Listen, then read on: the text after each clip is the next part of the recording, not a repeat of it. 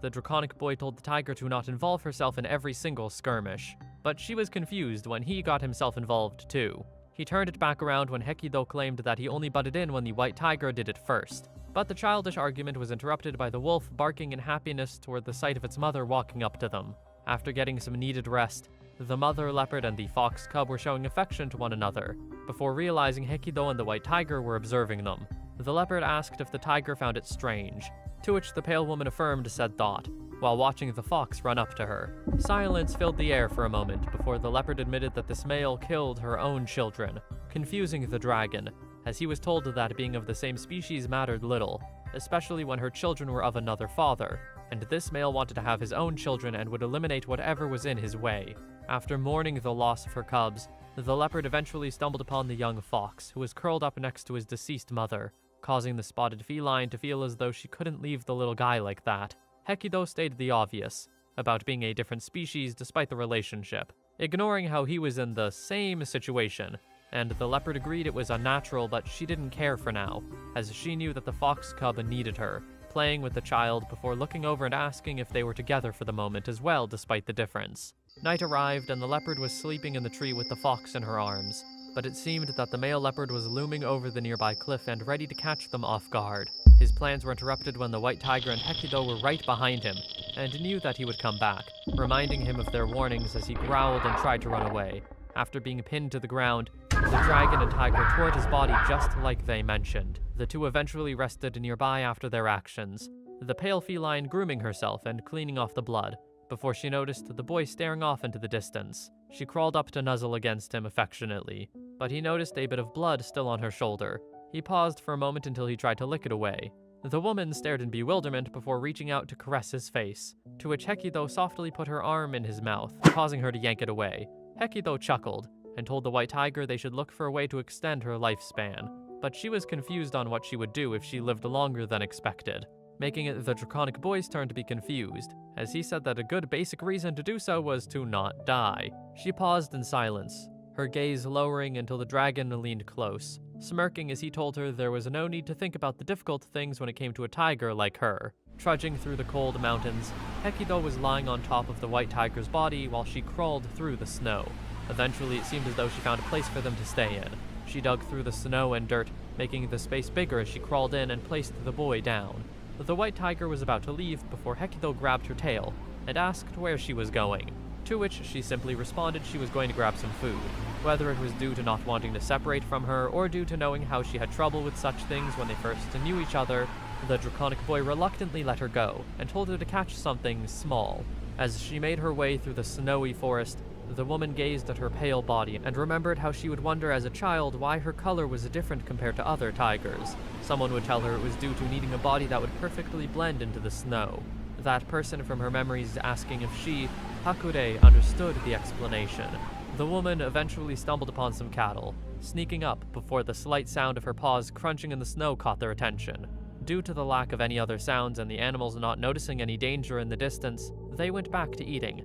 Hakure remembered what she was taught, and how there was no need to chase prey. Instead, it was better to wait, patiently. After slowly following after the cattle, she lunged at them and caught one of the cows, killing it as she tried to drag it back. The white tiger huffed and continued the journey before the path of blood seemed to have been noticed by a desperately hungry bear. It dashed toward the tiger, as it tried to tackle her. Its claws raised her side as Hakure growled, slowly backing away as she remembered that it was unnecessary to fight back against bears who were starving, since they don't even regard their own safety. She let the bear take the cattle away from her, walking off while ignoring the urge to lick her wounds in order to prevent making them worse. But Hakure found a river. The woman noticed a crane standing within the water. Lunging at it as the bird tried to fly away, she was able to catch it despite falling into the water. Meanwhile, Hekido was trying to keep warm within the hole, his tail wrapped around his body as he noticed Hakure coming back with the dead crane. But the draconic boy didn't seem grateful, and complained about how long it took. He demanded that she should come to warm her up, but the woman got angry from the behavior and turned to tear at the dead crane by herself while growling in annoyance. The white tiger had a memory where she was reprimanded for trying to fight back when another tiger cub hit her, but she was told to not let her emotions get the best of her, as she should pay attention to her surroundings. With that, Hakure gazed and saw how the draconic boy truly was shivering, making her wrap her body around the dragon as Hekido glanced up and leaned into her body. They laid like that during the night before the boy noticed the wounds on her side, making him reach over to press his fingers into the wound. She flinched and Hekido chuckled, but the woman had enough of his behavior and didn't want to be the bigger person at the moment, proceeding to kick him away and back into the cold. The boy shivered again and tried to force himself back into her warmth, but Hakude refused to, with a glare, as Hekido complained about coming out to such a place because of her, while also pleading with the woman due to his freezing temperature. When going around the lands, animals of all kinds were telling their own opinions and knowledge. Another leopard told them that being good at hunting would mean having no trouble to eat, and that was what gave one a long life. An animal that hid away in a hole within the ground recommended that living a longer life was guaranteed when one would find a safe place to sleep and hide one's self. A bird explained that surviving would be granted as long as one had the speed to escape from one's enemies. When they approached a bear, it demanded to be fed the meat of a dragon before it would tell them any advice. Hekido felt irked by the response and growled while chasing after the animal. But the boy immediately regretted the action, as he felt the cold, and ran back to lean into Hakude's warmth, while feeling disappointed by the lack of response he wanted. Eventually, they stumbled upon a group of monkeys who welcomed their presence as they felt excited to see a dragon. They offered to freely give out this advice, slightly surprising Hekido from the enthusiasm, as the monkey who seemed to be the leader of the pack felt bewildered to be asked for a way to live longer. The leader thought that dragons already lived long enough, but it was corrected that the question was about the tiger. Despite that, the monkey believed it would be impossible to change their predetermined lifespans, to which Hekido huffed in disappointment, since he already knew such information and wanted to search for a way anyway. Pity washed over the monkey's face, as other members of the pack walked up to offer some refreshments, to which the leader explained that the drink was made with fruits to supposedly warm and energize their bodies, along with the dried meat since they were carnivores. The monkey also offered a place for them to spend the night where they could lie on some hay and cow fur, but Hekido felt hesitant by the egregious amount of kindness, before seeing Hakude drinking the juice without a care. Hekido lightly reprimanded her, despite how she felt drawn to how delicious it was, to which the monkey drank from his own cup and reassured him it wasn't poisoned. The draconic boy took a sip from the cup and was confused by the taste until the monkey started to speak again about the topic, asking if the boy knew about the rumors of dragon hearts. With that, the leader explained there was a monkey who ate a dragon's heart and died within 2 days, but then there was a wolf who ate this monkey and suffered the same exact fate, so there was likely something similar to poison within a dragon's heart. Hekido was confused by the theory, but the leader only hummed and thought, and just concluded that a dragon's heart certainly didn't make one immortal. As the dragon boy and Hakude rested within the offered space, he turned to look at the woman and started to blush and huff to himself as he felt his body temperature rise. He felt extremely hot, but his attention was turned to the fact that Hakude was suddenly looming over his body. Hekido was confused by the action, watching her admit to wanting something from him, before she slid closer and touched at his torso. The dragon was even more exasperated and confused, as Hakude licked at her lips and explained she wanted his heart, digging a claw into his chest while drawing blood. Suddenly, Hekido was awoken from the pain, realizing that a dagger hovered over his body, as the monkey leader from earlier straddled him. He noticed his limbs were tied down, wriggling in the restraints, as the monkey stabbed at his chest again, which made Hekido flinch and thrash around angrily. The trees that he was tied to were showing damage, yet held up from the force, and the boy tried to launch at the monkey with his jaw until he was forced to stop from the rope tightening around his throat. He unfortunately stopped struggling and fell back to the ground. Hekido tried to look for the woman, to which the monkey noticed and explained she wasn't there, and was likely dreaming blissfully. The monkey hummed, holding the dagger while wondering if the poison was already within dragons, or if it was only produced after death. This made him wonder what would happen if he ate the heart of a living dragon, stabbing into Hekido's chest again, before a bird swooped down from the sky and proceeded to slam her leg against the monkey's face. His body slid across the ground and the woman stood in front of Hekido's body, while he would stare with confusion, hearing the bird insist she would be taking the dragon from there. The eagle lady stood tall, as the monkey leader recovered from the attack, clutching at his head before becoming enraged by the situation. He was being helped up by the other monkeys who watched him call out to the eagle, and he ordered the other monkeys to pounce toward the woman, but she was not alarmed by the hostility from these primates. She readied her legs and kicked at one of the monkeys and stomped at the other, getting ready to deal with the other as the leader rose from the ground and prepared his own dagger from earlier. The leader attempted to try and catch the bird off guard, lunging and trying to stab at her back, but she had no danger of being harmed since she was not alone in this battle. Her male counterpart flew down from the sky and slammed his foot down on the monkey's head, staggering him once again. As the monkey tried to recover from the hit, he saw feet walking toward him, but there wasn't time to react before the monkey leader was smacked in the face and fully knocked out. The eagle duo stood with confidence, one of them grabbing the dagger away from the monkey before cutting the dragon out of the restraints. There was a monkey in the trees that tried to leap toward the female eagle, but the other one was keeping watch and making sure to defend against any other monkeys during the moment. Once all of the ropes were cut through, the female eagle called out to her male counterpart, referring to him as Misumi, as they both flew off into the sky with Hekido in their clutches. The monkeys were now unable to do anything about the three now that they were in the air, but the draconic boy did not enjoy the situation, despite having escaped from the monkeys, demanding that he be let go. He started to flail around in annoyance, before smacking his tail on the eagle's face, causing him to be dropped. But Hekido realized he was somehow unable to use his flight like usual. Hekido was worried about what would happen when he would crash into the ground from the height that he was at, but the eagles quickly saved him before he would plummet to his death. During this, he wondered out loud about his confusion on not being able to fly, but the birds took the boy to a far place on the mountains. The draconic boy thought about how his lack of ability to fly had to do with the monkey, but he turned his attention to the birds to wonder if they were going to eat him. The female eagle was quick to deny the thought, explaining that he was being taken to their master. His confusion was met with a chuckle, as the female eagle explained their master was a dragon just like Hekido, and that she wanted to be friends and live with him.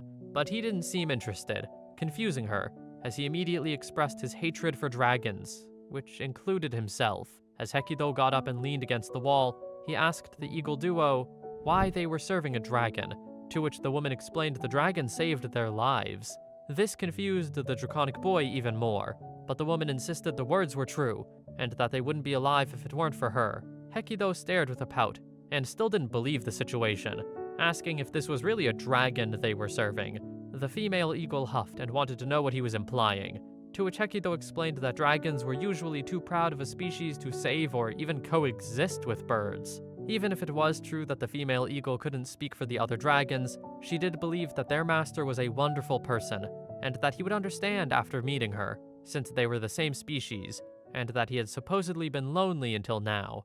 When night arrived, the eagles went to sleep, leaving the draconic boy to his own thoughts. But he noticed a strand of hair on his body that belonged to Hakude. Hekido hugged it close in an affectionate manner, and felt a spark of determination, getting up to sneak off while the birds were sleeping. It seemed as though the male eagle noticed Hekido's movements, but didn't do anything about it, letting the boy attempt to climb the mountains despite his struggles to grip the material. The sun started to rise, and it seemed as though the male eagle decided to finally call for the attention of his sister to let her know about Hekido's disappearance. Confusion and frustration filling her as they both set off to find him, and Hekido believed he had made it a good distance away from the mountains before running off. Meanwhile, the monkeys had closed Hakude in a cave, while she would sleep and cuddle the bag close. When she had awoken, she realized that the thing she was holding was not a dragon, confusing her as she walked to the blocked exit and frantically howled and scratched at the rocks. It seemed as though something came up to the monkey that guarded the cave, a cry heard from the outside, before the rocks were starting to be moved away. Light came into the cave as Hakude looked up at the familiar tiger from earlier, the male happily greeting her, as Hakude walked past without any response, and ignored him. After Hakude was able to escape from the cave, she immediately chased after to find and slam the monkey leader onto the ground, demanding to know where the dragon was. He was quick to admit that Hekido was taken from him, to which she ran off, as the male tiger tried to catch up to her. The tiger with the orange fur told Hakude to give up, explaining that he was probably eaten by the time he found her, and that she should come with him. But his offer was quickly dismissed, when the pale woman turned around to stare at him with a dejected and sad expression. This immediately turned around his mindset, as the male tiger tried to be less insistent, making it out that she was just unsure of his earlier proposal, but he decided that he wanted to make the woman feel better, and offered to help look for the boy. Meanwhile, a pack of wolves were chasing after Hekido, who tripped over the root of a tree and slid on the ground, which gave an opportunity for a wolf to pounce on him. To the wolf's dismay, the dragon was able to use his tail to smack the wolf in the face. Despite this, the wolves surrounded the boy and planned to aim for his body in order to try and prevent getting hit by the tail. But no one expected an eagle swooping down and stealing the draconic boy away. The wolves stared with confusion and bewilderment, before howling and barking with annoyance. Meanwhile, Hekido was brought to a faraway distance, and the two stared at each other in silence. Hekido was quick to insist that he had no interest in meeting up with this dragon, but Misumi immediately explained he had no intention of forcing him. This surprised the boy greatly, since he thought both of them worked for this dragon. But Misumi admitted that he would want to leave this situation if it were possible. Hekido simply said to run away, but the male eagle supposedly couldn't do that, and refused to say the reason, proceeding to kick Hekido into the forests down below when he noticed his sister descending from the sky. The woman landed on the tree branch and asked if he had found the boy, but Misumi gazed to the side and tried to lie that he hadn't found Hekido. This angered the female eagle, as she knew her brother was lying, walking up to lean close with a harsh glare as she told the male to not get in her way. As the woman tried to walk off, Misumi tried to stop her, explaining that bringing Hekido back to the dragon would serve their purpose, and potentially lead to their master leaving them. Regardless of whether this was his true intention of stopping his sister, the woman extended her wing threateningly, which caused Misumi to flinch, as she warned she would never forgive the male if he intended to betray her any further. The female eagle trailed after the boy using his path of blood, and he wasn't hard to find due to not having gone far, to which the eagle woman snatched his body and threw him onto the ground, while pinning Hekido with her legs. Looming over him, she asked why he wasn't going to see another dragon, confused by his aversion, given they were the same species and that the female dragon was supposedly eager to meet him. He demanded that the bird get off of him, but she refused and stared at him, seeing her master in him, and telling the boy that he had similar eyes to this female dragon. The female eagle pressed her feathers against the scratches on Hekido's face, not caring about his loud responses or pleading for her to stop her actions. It seemed as though the eagle was in a trance, face flushed while continuing her actions, until a growl was heard in the distance. Hakude swiped at the eagle woman who flew into the sky to dodge the attack, protecting the dragon's body with her own, as the two claimed their ownership of Hekido. The female eagle was going to fight with Hakude, until Misumi jumped into the situation, stopping his sister, and explaining they couldn't fight a tiger. She still felt hesitant about leaving, but her brother reminded her that a full moon was coming, and that they might not make it in time for a certain thing. With that, she decided to listen, and Misumi shared eye contact with the draconic boy before flying off with his sister. Hakude stared into the direction and quickly had a change of reaction, her facial features softening when she realized that they were now safe with each other. The two nuzzled into each other's bodies while laying on the ground, and Hekido scratched at her head, to which Hakude leaned close and started to lick at his face to show her affection, and how happy she was to see him. She crawled up and pressed their faces close to each other while basking in the relief of now being with each other again after so long. But that was when the draconic boy started to wonder how she even got all the way out here, turning his attention to the fact that the male tiger was here, and was watching the scene play out. He greeted Hekido casually and was glared at, the boy asking Hakude why the male tiger was here, despite the tiger believing that it was fine. As everyone was resting from the situation, Hekido was lying down on the grass, and the male tiger asked the pale woman to confirm if she really wasn't going to eat the boy, causing her to whip her body around and glare harshly. The reaction surprised the male tiger greatly, to which Hakude glanced away and tried to think of something that would make the tiger understand and actually care for the situation. With that, she explained that they would hunt together, and that Hekido would search for prey from the sky while she would chase them on the ground, causing the tiger with the orange fur to hum in response and understand, getting why it would be better to keep him alive due to the usefulness. The male tiger chuckled and wished to be able to fly as well, as it would be easier to hunt and move, along with it just being fun. So the male tiger wondered if he could grow some wings of his own if he ate a lot of birds. Hakude started to giggle to herself with a soft smile, and that reaction seemed to excite the male, causing him to suddenly move close and grab her hand, while hoping that it could lead somewhere. Unfortunately, to his dismay, he was smacked in the face, confusing the male and causing a pout to wash over his face, as Hakude growled and explained she didn't want to be touched. The tiger wondered if he had done something wrong to her, but she didn't say that there was anything in mind, confusing him even more. Suddenly, a draconic tail rose up into the air as the boy sat up after his rest. The sight of Hekido made the white tiger happy, as she leaned over to nuzzle close, causing the dragon boy to smirk at the male tiger due to being able to casually be close to the woman, making the tiger jealous. Despite wanting to brag, the dragon immediately told the white tiger that he was hungry, something that was familiar to the woman. But this was not Hekido's laziness this time, as he had become unable to fly. The tigers were both confused by the situation, but the boy did not have an answer himself either, to which the male tiger referenced back to the conversation earlier and called the boy not useful. Hekido felt offended by the words, and turned to argue with the white tiger, blaming the entire situation on the woman for her eagerness to trust the monkeys. But the male tiger wanted to try and defend her. The mention of Hakure's name confused the dragon, as the tiger explained it was the woman's name, introducing himself as Oga, while Hekido felt jealous for not knowing the white tiger's name first. Hakure was confused at the dragon's behavior, and wondered if she was not allowed to tell others, such as Oga, her name, causing the boy to realize it sounded ridiculous, as he immediately changed the topic and didn't speak about it anymore. After they all ate together, Hekido wanted the woman to help him take off the ropes that were still around his body, but Oga was confused as to why he couldn't bite them off. Even if he could, Hekido couldn't get the one that was on his own neck, but it seemed they were having trouble since it was tied too tight. The draconic boy was surprised by their strategies, and suggested they would use their claws, the suggestion immediately helping the boy as he felt more free and comfortable with them off. There was still one more that was on his tail, and the boy asked for it to be cut as well, to which Hakure sliced through the rope without hesitation.